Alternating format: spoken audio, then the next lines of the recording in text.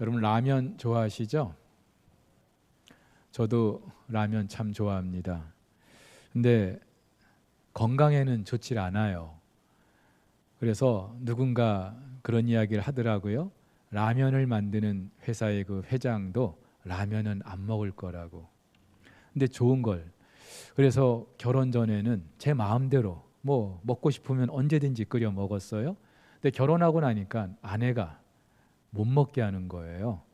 못 먹게 하는 게 아니라 덜 먹게 하는 거죠. 몸에 안 좋으니까. 그래서 아내 없을 때 몰래 끓여 먹기도 하고요. 아니면 밖에서 먹고 들어가기도 하고요. 그러자 아내가 일주일에 한 번 정도는 라면을 먹게 해 주었습니다. 합법적으로 그날은 라면을 먹을 수 있는 날이에요. 근데 여러분, 그렇게 일주일에 한 번 날을 정해서 라면을 먹게 하는 아내의 속마음은 무엇일까요? 라면 먹어도 좋다 허락하는 걸까요? 아니죠. 그렇게 해서라도 라면을 덜 먹게 하기 위함인 거예요. 그런데 저를 비롯한 많은 남편들은 그렇게라도 라면을 먹는 것에 더 큰 의미를 두고 살 때가 있죠.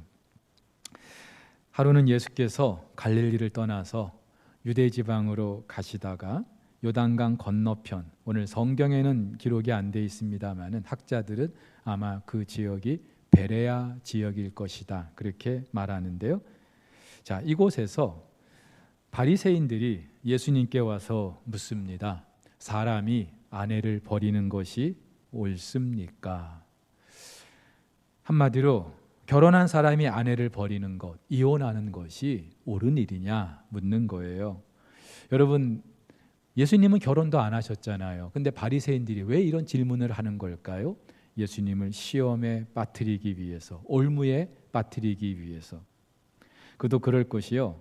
지금 예수님이 계신 이곳은 여러분 지도를 보시면은 예수님 당시 이스라엘은 분봉왕들이 이렇게 분할하여 통치를 했는데 이 베레아 지역은 헤롯 대왕의 아들 가운데 헤롯 안티파스라는 사람이 다스렸습니다. 근데 이 헤롯 안티파스가 어떤 사람인가 하면은 자기 아내를 버리고 이복 동생의 그 빌립의 아내 헤로디아를 아내로 취하였던 사람이 헤롯 안티파스예요.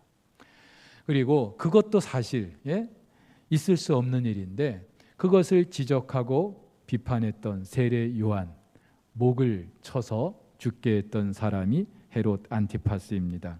그렇기 때문에 그 당시 이 지역에서 이혼을 이야기한다는 것 굉장히 민감한 주제가 아닐 수 없는 거예요. 만약에 예수님이 아내를 버릴 수 없다 그렇게 말씀하시면 헤롯에게 밉보이는 일이 될 것이고 아내를 버릴 수 있다 그렇게 말씀하시면 율법을 위배하는 것이 되잖아요.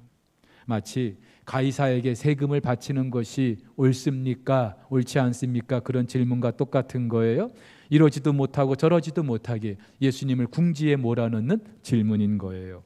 무엇보다도 이 헤롯 안티파스 자기가 세례 요한을 죽였잖아요. 근데 예수님의 행적을 들으면서 세례 요한이 다시 살아난 것으로 생각하고 있었어요. 그렇기 때문에 예수님의 그 행적 말 한마디에 온 관심이 집중되지 않을 수 없었겠죠.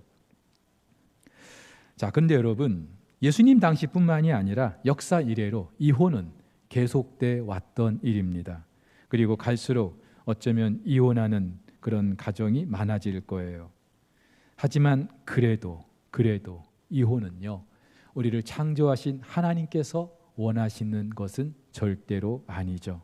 그래서 예수님은 창세기 말씀을 인용하시면서 이렇게 말씀하셔요. 창조 때로부터 사람을 남자와 여자로 지으셨으니 이러므로 사람이 그 부모를 떠나서 그 둘이 한 몸이 될지니라. 이러한즉 이제 둘이 아니요 한 몸이니. 여러분 여기서 우리는 결혼에 대해서 몇 가지를 생각해 볼 수 있습니다. 먼저 결혼은 사람들이 임의로 만든 제도가 아니라 하나님이 만드신 거라는 거죠.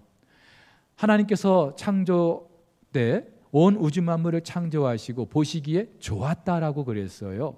하나님이 보시기에 좋았다라고 하면은 얼마나 좋았을까요? 근데 그 하나님께서 딱 하나 보시기에 좋지 않았던 것이 있었어요. 아담이 혼자 있는 것이었습니다. 그래서 여자를 만드시고 부부가 되게 하시죠. 하나님께서 성부, 성자, 성령 삼위의 관계 속에 거하시는 것처럼 우리 사람들도 친밀한 그런 관계 속에 살기를 원하셨던 거예요. 그래서 이 결혼을 일컬어서 예수님은 하나님이 짝지어 주신 것이다, 그렇게 말하시는 것이죠. 둘째로 이 결혼은요, 남자와 여자가 하는 것입니다. 남자와 여자가 결혼해서 자녀를 낳고 생육하고 번성하는 것, 이것이 결혼을 주신 하나님의 또 다른 목적이에요. 그렇기 때문에 남자가 남자와 여자가 여자와 결혼을 한다는 것, 이것은요 그 자체로 하나님의 창조 질서에 위배되는 일이죠. 거역하는 일이에요. 그래서 바울도 이것은 순리가 아니라 영리다, 그렇게 말하고 있지 않습니까? 그 어떤 말로도 동성애 또는 동성 간의 결혼은 미화될 수 없고 받아들일 수 없는 거예요. 근데 세 번째, 이 결혼과 함께 남자와 여자는요 한 몸이 됩니다. 결혼하는 남자나 여자나 사실 각각 다른 환경 속에서 살아왔어요. 남자가 다르고 여자가 다르듯이 생활 방식이나 또 사고 방식이나 너무나 달라요. 그런데 결혼과 함께 둘이 한 몸이 되는 겁니다. 하나의 육체를 이룬다고 말씀하시는 건데 물리적으로 한 몸이 되는 건 아니죠. 여전히 남자는 남자이고 여자는 여자일 뿐입니다. 그런데 한 몸이라고 이렇게 말씀하시는 것은 그 정도로 부부는 전인격적으로 하나가 되었다, 이것을 말씀하시기 위함이에요. 무엇보다 남자가 여자와 합하여 하나가 되었다라고 말씀하시는데, 여기서 합하다라고 하는 말은 악교로 붙이다 또는 굳게 달라붙다, 그런 의미가 있어요. 그러니까는 이 남자와 여자 부부가 된 것은 그 무엇으로도 뗄래야 뗄 수 없는 관계에 들어갔다라는 것을 말씀하고 있는 것이죠. 여러분, 이것이 창조 때 하나님께서 의도하신 것이고 이것이 결혼의 목적이기도 합니다. 바리새인들도 잘 알고 있었을 거예요. 그런데 지금 이 바리새인들이 사람이 아내를 버리는 것이 옳습니까? 예수님께 지금 이렇게 여쭙고 있잖아요. 사실 이런 질문 타당하지 않죠. 그런데 그들이 이렇게 물었던 이유가 또 있긴 있어요. 불가피하게 이혼할 수도 있는 경우 율법에서 말하고 있기 때문에요. 신명기 24장에 보면 이렇게 말합니다. 사람이 아내를 맞이하여 데려온 후에 그에게 수치되는 일이 있음을 발견하고 그를 기뻐하지 아니하면 이혼 증서를 써서 그의 손에 주고 그를 자기 집에서 내보낼 것이고 그 여자는 그의 집에서 나가서 다른 사람의 아내가 되려니와 말씀하고 있어요. 무슨 말인가 하면은 결혼을 했는데 여자에게 어떤 수치되는 일이 발견이 되었어요. 그러면 이혼할 수 있다는 거예요. 근데 이 수치되는 일, 문자적으로는 부끄러운 일, 더러운 일. 그래서 그 이스라엘 사회에서 누가 봐도 객관적이고 구체적으로 용납이 될 만한 그런 허물, 그것이 발견되면은 이혼할 수 있다는 말이겠죠. 근데 중요한 것은 성경은 이 수치되는 일이 무엇인지 구체적으로 말하고 있지 않다는 거예요.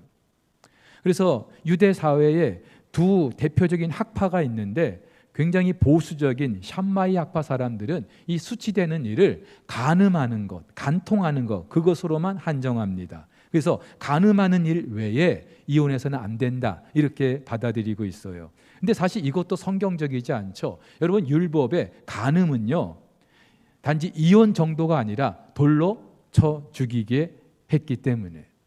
그런데 이 샴마이 학파보다 좀 더 자유로운 힐렐 학파 사람들은요 이걸 어떻게 해석하냐면은 어떤 이유든지 여자가 남자를 기쁘게 하지 못하면 이혼 사유가 되는 거예요.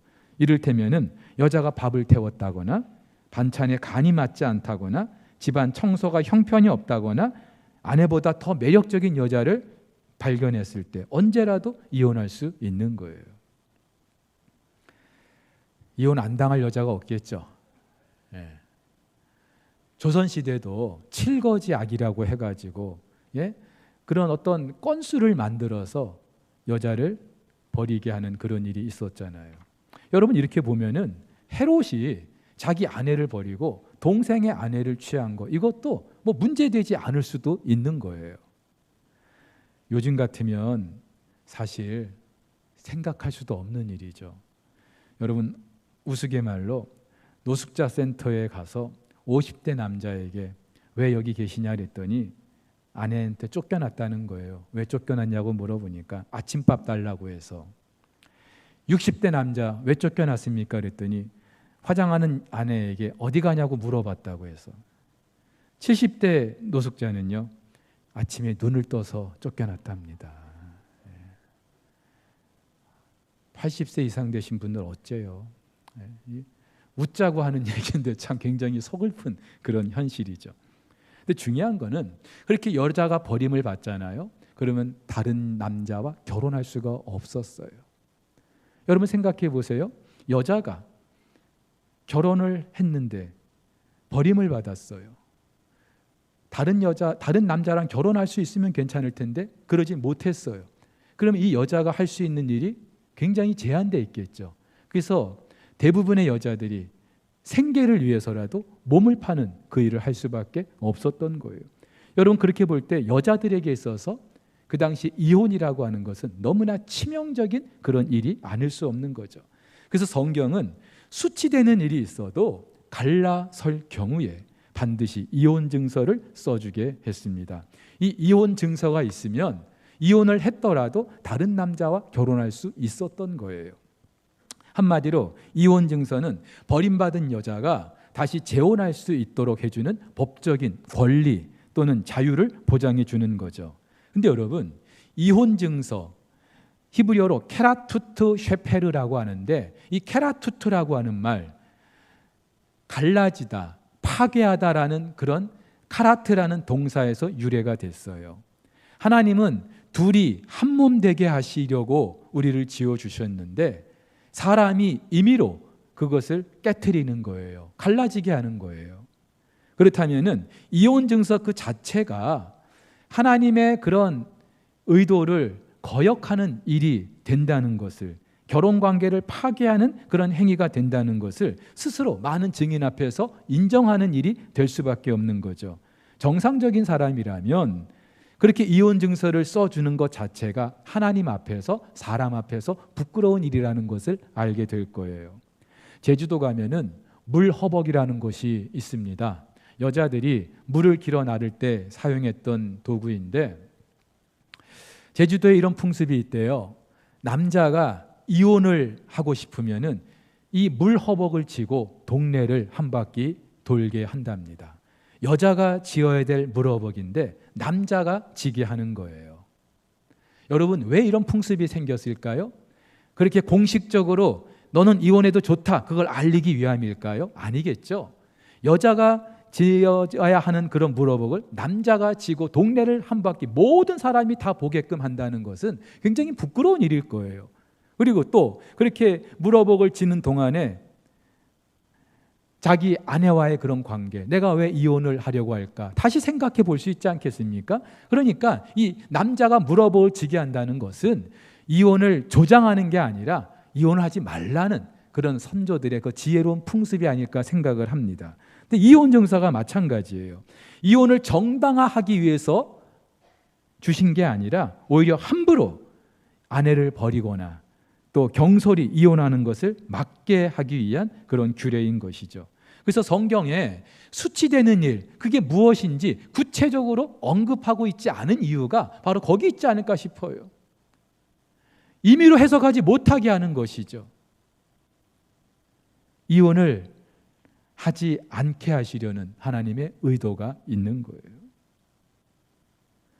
자, 그런데도 오늘 바리새인들은 예수님께서 바리새인들에게 오히려 되물으시죠.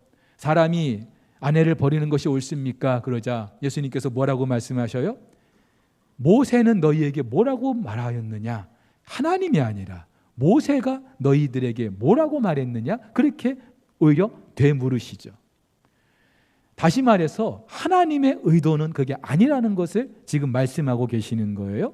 그런데도 이 바리새인들은요, 모세는 이혼 증서를 써주면 얼마든지 이혼할 수 있다고 했습니다. 그렇게 다시 또 예수님께 말하고 있는 거예요. 이제 예수님이 이렇게 말씀하시죠. 너희 마음이 완악함으로 이 명령을 기록하였거니와.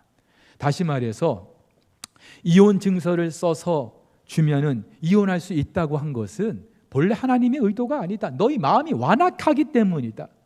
여러분, 이 완악이라고 하는 것은 하나님의 말씀이 무엇을 의미하는지 알아요. 하나님의 뜻을 명확히 알고 있어요. 근데 순종하고 싶지 않은 거예요. 여러분, 바로가 그랬잖아요. 애굽에 하나님께서는 내 백성을 보내라 그랬어요. 하나님, 당신의 백성을 보내는 것이 하나님의 뜻이에요. 그런데 바로는 그 말씀에 순종하지 않아요. 그래서 성경은 그의 마음이 완악했다라고 말하고 있지 않습니까? 여러분, 마찬가지로 결혼하는 두 사람이 갈라지는 것, 하나님의 의도하신 건 아니에요. 그런데 같이 살고 싶지 않은 거예요. 그러니까 어떤 핑계를 만들어서든지 떠나게끔, 같이 살지 않게끔 그렇게 하는 거예요. 학대를 하기도 하고, 심한 모욕을 주기도 하고. 사실 인간이 타락한 이후에 어쩔 수 없이 겪고 있는 그런 현실이죠. 근데 모세는 그런 큰 죄악을 범하면서 남녀가 함께 사느니 차라리 갈라서는 그런 작은 악, 차선책을 지금 말씀하고 있는 거예요. 이혼을 적극적으로 인정하고 있는 게 아니라 소극적으로 허용하고 있는 것뿐이죠. 그런데도 이걸 또 악용해서 어떤 사람들은요, 이혼 증서를 보통 양피지나 파피루스에 써서 주게 하는데 나뭇잎에 그걸 써서 줬다는 거예요. 어떻게 되겠습니까? 시간이 지나면 나뭇잎이 다 말라서 가루가 될 거 아니에요. 조금만 부스러뜨리면. 그러니까 이혼 증서가 필요가 없는 거죠. 그러니까 사람이 그렇게 악했다는 말이에요. 여러분, 그렇다면 우리도 성경을 읽을 때에 그 문자 하나하나 얽매이는 것보다도 하나님께서 왜 이 말씀을 하셨을까? 하나님의 의도를 먼저 생각해 보는 것이 좋겠죠. 문자 너머에 있는 하나님의 마음이 어떠한지, 하나님의 그 표정까지 우리가 읽을 수 있어야 할 거예요. 그래서 예수님은 창세기 말씀에 덧붙여서 이렇게 말씀하셔요. 그러므로 하나님이 짝지어 주신 것을 사람이 나누지 못할지니라. 여기서 짝지다, 함께 멍에를 매다, 그런 의미가 있어요.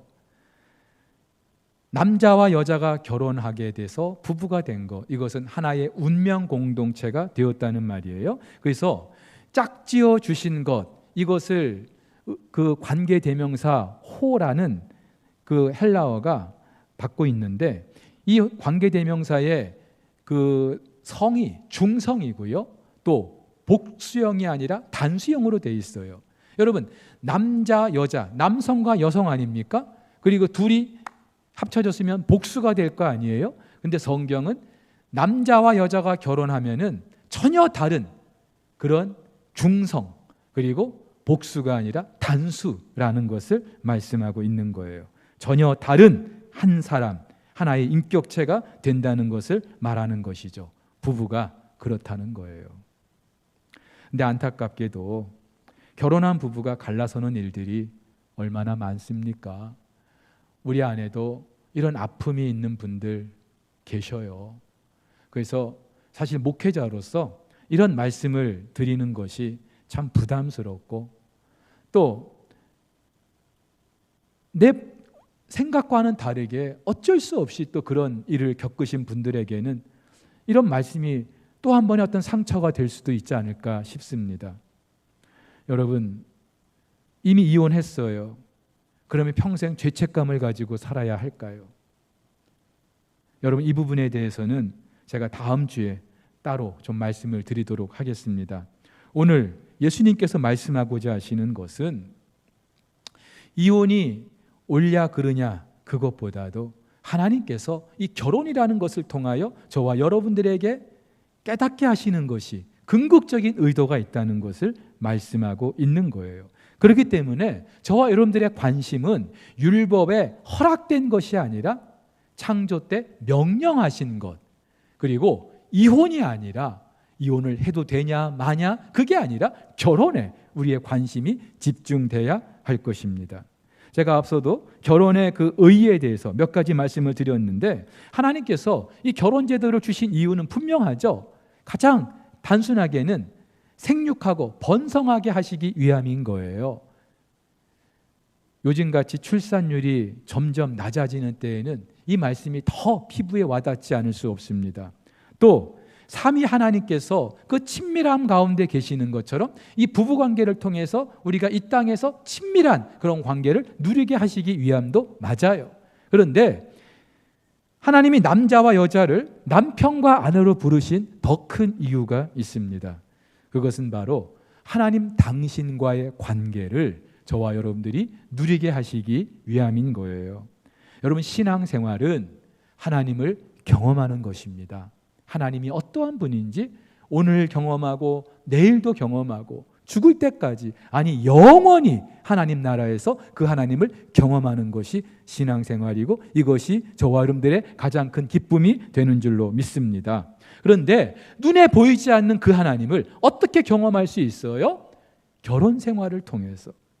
그래서 바울은 창세기 말씀을 인용하면서 이렇게 말하죠. 그러므로 사람이 부모를 떠나 그의 아내와 합하여 그 둘이 한 육체가 될지니 이 비밀이 크도다. 그러면서 나는 그리스도와 교회에 대하여 말하노라. 남자와 여자가 결혼하는 것, 이것이 비밀스러운 일인데, 그런데 나는 단지 남자와 여자, 남편과 아내를 말하는 것이 아니라 그리스도와 교회에 대하여 말하고 있다. 그렇게 바울이 지금 말하고 있는 거예요. 이 비밀, 말 그대로 감춰진 것, 숨겨진 것, 그것을 말하는 게 아니고요. 우리 인간의 이성으로는 헤아릴 수 없는 것, 인간의 그 어떤 언어로도 설명해낼 수 없는 것, 이것이 남자와 여자가 결혼해서 한 몸이 되는 거라는 거예요. 그런데 바울은요, 남자와 여자가 한 몸이 되는 것, 그것과 함께 그리스도와 교회가 한 몸이 되는 것, 연합하는 것, 이것이 비밀이라는 것을 지금 말씀하고 있는 거죠. 여러분, 저와 여러분들 예수 그리스도를 믿고 영접한 그 순간부터 예수 그리스도와 한 몸이 된 줄, 연합한 관계에 들어가게 된 것을 믿으시기를 바랍니다. 한 몸이 된 거예요. 그런데 내가 예수 그리스도와 한 몸이 됐다, 연합했다, 이걸 우리가 어떻게 확인할 수 있겠어요? 신학적으로 그리스도와 교회가, 그리스도와 저와 여러분들이 연합했다, 하나가 됐다라고 하는 것을 이렇게 경험하게 해주는 몇 가지 의식이 있는데, 이것을 일명 사크라멘트, 비밀스러운 의식이라고 말을 합니다. 우리 개신교에서는 크게 두 가지를 말하죠. 세례와 성찬. 세례가 뭐예요? 예수님께서 십자가에서 죽으시고 부활하신 것처럼 나 역시 예수 그리스도와 함께 죽고 다시 살게 되는 것을 나타내는 것이 세례인 거죠. 성찬, 예수 그리스도의 피와 살에 내가 참여함으로 말미암아 내가 새 생명을 얻게 된 것을 경험하는 것이 성찬이에요. 우리는 그냥 아무런 의미가 없는 것처럼 무의식 가운데 그냥 의례적으로 이런 여식을 치를 수 있습니다만은 사실은 너무나도 중요한 의미가 담겨 있는 거예요. 근데 결혼도 그렇다는 겁니다. 여러분, 하나님께서는요, 창조 때 아담이 혼자 있는 것을 좋지 않게 여기시고 아담을 잠들게 하시죠. 그리고 아담의 갈비뼈 하나를 취하여서 여자를 만드십니다. 성경에서 잠들다라고 하는 것은 죽음을 말해요. 그러니까 아담이 잠든 게 아니라 사실은 죽은 겁니다. 근데 여러분, 이것은요, 신약에 있을 장차 하나님께서 이루실 위대한 그런 사건을 모형으로 말씀하시는 거예요. 예수 그리스도께서 둘째 아담으로 오셔서 십자가에서 죽으시고 그로 말미암아 교회를 탄생하게 하신 것, 바로 그것을 상징하고 있는 거예요. 그래서 아담과 하와가 한 몸이 된 것처럼 그리스도와 교회가 한 몸이 된 겁니다. 그렇기 때문에 그리스도께서 교회의 머리가 되시는 거죠. 바울도 남편이 아내의 머리가 된다라고 말하고 있는 이유가 바로 거기 있는 거예요. 여러분, 머리와 몸은요, 죽음이 갈라놓기 전까지는 절대로 뗄래야 생각될 수가 없습니다. 머리 없는 몸, 몸 없는 그리스도 생각할 수 없는 거예요. 자, 무엇을 말합니까? 그리스도와 교회의 관계는 그 무엇으로도 끊을 수 없고 그것을 막을 수가 없다는 거예요. 그래서 예수님께서는 하나님이 짝지어 주신 것을 사람이 나눌 수 없다, 그렇게 말씀을 하신 거예요. 바울도 이렇게 말합니다. 누가 우리를 그리스도의 사랑에서 끊으리요? 내가 확신하노니 사망이나 생명이나 천사들이나 권세자들이나 현재 일이나 장래 일이나 능력이나 높음이나 깊음이나 다른 어떤 피조물이라도 우리를 우리 주 그리스도 예수 안에 있는 하나님의 사랑에서 끊을 수 없으리라. 할렐루야. 여러분, 하나님은 절대로 우리를 버리는 분이 아니신 줄 믿으시기를 바랍니다. 우리에게 어떤 수치되는 일이 있다 할지라도, 어떤 허물이 있다 할지라도 절대로 우리를 버리는 분이 아니신 줄 믿습니다. 왜요?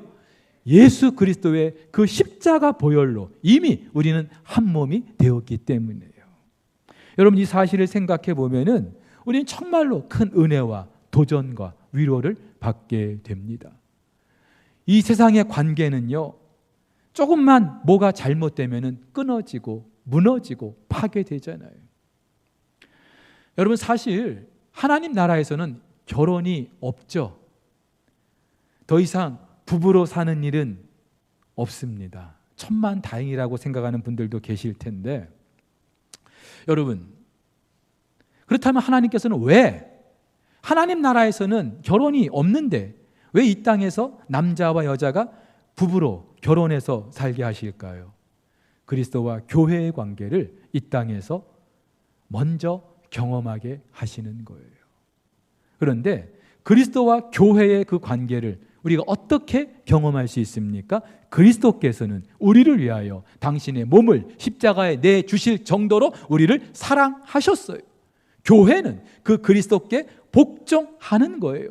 사랑하고 복종하는 이 관계, 이것이 저와 여러분들이 그리스도와 교회의 관계를 이 땅에서 누릴 수 있는 거죠. 그래서 바울은요, 아내는 교회가 그리스도께 복종하듯이 남편에게 복종하라고요. 남편도 아내를 사랑하기를 그리스도께서 자기를 내주신 것처럼 사랑하라고요. 그렇게 말하고 있는 거예요. 특별히 여러분, 성경에서는요, 여자가 남편에게 어떻게 해야 되는지 그것도 다루고 있습니다만은 남편이 아내에게 어떻게 해야 되는지를 더 분명하게 말하고 있어요. 바울은 이렇게 말합니다. 이는 곧 물로 씻어 말씀으로 깨끗하게 하사 거룩하게 하시고 자기 앞에 영광스러운 교회로 세우사 티나 주름 잡힌 것이나 이런 것들이 없이 거룩하고 흠이 없게 하려 하심이라. 여러분, 유대인의 결혼은요, 정혼을 하면은 약 1년 후에 신랑이 신부와 함께 살 집을 마련하고 나서 정식으로 결혼을 하는 거예요. 신부의 집에 가서 신부를 데려오는 거예요. 그런데 그 전에 만약에 신부에게 어떤 결격 사유가 있다, 그러면 그 정혼은 없는 것이 될 수도 있어요. 여러분, 예수님께서 요한복음 14장에서 내가 너희를 두고 이제 내 아버지 집에 간다, 그러면서 왜 가신다고 하십니까? 함께 거할 거처를 마련하기 위해서, 신랑이신 예수님께서 신부인 우리와 함께 살 집을 마련하기 위해서 가신다는 거예요. 근데 여러분, 사람들은 정혼을 했어도 그 정혼을 파기할 수 있었지만 우리 하나님은 절대로 예수 그리스도와 우리가 정혼한 그 관계를 파기하지 않으시는 줄 믿으시기를 바랍니다. 여러분, 저나 여러분이나 이 땅의 교회들 얼마나 문제가 많아요. 얼마나 허물이 많아요. 이유가 있죠. 교회를 구성하는 저와 여러분들이 허물투성이이기 때문에. 그런데도 우리 예수님은요, 우리에게 결격 사유가 너무나 많은데도 너랑은 더 이상 못 살겠다, 너랑은 결혼할 수 없겠다, 그렇게 선을 그어버리는 게 아니라, 끊어버리는 게 아니라 오히려 이렇게 허물 많고 너무나도 더러운 우리들을 깨끗하게 우리를 씻어주시고 깨끗하게 하시고 거룩하게 하시고, 그래서 장차 예수 그리스도께서 다시 오시는 그날 영광스러운 혼인잔치에 우리를 아름다운 신부로 서게 해주시는 줄 믿으시기를 바랍니다. 처음부터 너는 완벽하니까 너는 내 아내야, 그게 말씀하시는 게 아니라 그 완벽한 아내로 만들어 가시는 거예요. 그리고 절대로 우리의 그 어떤 허물 때문에 우리를 버리시는 일이 없는 줄로 믿습니다. 여러분, 저희 집에 칫솔을 다 쓰면은요 버리기도 하지만 운동화를 닦거나 변기를 닦는 데 쓰기도 합니다. 근데 변기 닦는 그 칫솔 가지고 다시 칫솔질 할 수 없죠. 자, 우리도 어쩌면은 그렇게 버림받을 수 있는 운동화나 변기를 닦기에 마땅한 그런 칫솔일 수 있지만 우리 주님께서는 우리를 마다하지 버리지 아니하시고 여전히 우리를 깨끗한 칫솔로 인정해 주시고 우리를 계속해서 가꾸어 주시고 다듬어 주시고 그래서 우리가 영광스러운 주님의 신부로 서게 해 주시는 줄 믿으시기를 바랍니다. 여러분, 지금 우리가 5월 가정의 달을 보내고 있는데 부모와 자녀의 관계, 남편과 아내의 관계, 가정의 가장 중심이죠. 그런데 왜 우리를 이 부모와 자녀의 관계, 남편과 아내의 관계로 불러주셨을까요? 성경은 하나님과 우리와의 관계를 그렇게 말씀하시잖아요. 하나님이 아버지시고 우리가 아들이고 하나님이 신랑 되시고 우리가 신부인 거예요. 그래서 우리가 부모와 자녀의 관계를 통해서 그리고 부부의 관계를 통해서 하나님과 나와의 관계를 유추하고 그렇게 알아가는 것도 맞아요. 근데 여러분, 실제 우리 현실은 그렇지 않죠. 우리 인간이 죄로 말미암아 타락하고 패역하고 그래서 얼마나 허물이 많아요. 그 허물 때문에 우리의 관계들이 산산조각나고 깨져버리지 않았습니까? 그렇기 때문에 더는 우리와 우리의 가정 안에서 부모와 자녀의 관계를 통해서 하나님과 나와의 관계를 유추해 가는 것이 어려울 수 있어요. 아버지답지 않은 그 아버지 때문에 하나님을 아버지라고 부르는 걸 힘들어하는 분들이 얼마나 많아요. 남편답지 않은 그 남편 때문에 예수 그리스도를 신랑으로 맞이하는 것을 부담스러워하는 분들이 얼마나 많아요. 여러분, 그렇게 볼 때 우리는 거꾸로 생각을 할 필요가 있어요. 예수 그리스도와 나와의 그 관계, 무슨 일이 있어도 나를 버리지 아니하시고 포기하지 않으시는, 나를 위하여 당신의 그 모든 것을 내주시는 그 예수 그리스도와의 관계를 통하여서 우리는 남편과 아내의 그 관계를 누릴 수 있고요. 호적에서 파도 될 만한 그 아들을 버리지 않고 동구 밖에서 여전히 기다리고 계시는 그 아버지, 그 하늘 아버지와 나와의 관계를 통해서 우리는 육신의 아버지와 나와의 관계를 다시 새롭게 써내려갈 수 있는 줄로 믿습니다. 여러분, 이렇게 볼 때에 인류 사회는요, 처음부터 굉장히 가부장적이었고 남성 중심적인 사고방식이 팽배해 있어요. 알게 모르게 그래서 우리 믿는 그리스도인들도 성경보다는 우리가 살고 있는 이 세상의 그런 사고방식에 더 익숙해져 있을 때가 많이 있어요. 여러분, 그렇게 보면은 예수님의 이 말씀은요, 한마디로 우리의 그런 삶을 완전히 뒤집어 버리는 체제 전복적인 그런 말씀이 아닐 수 없는 거예요.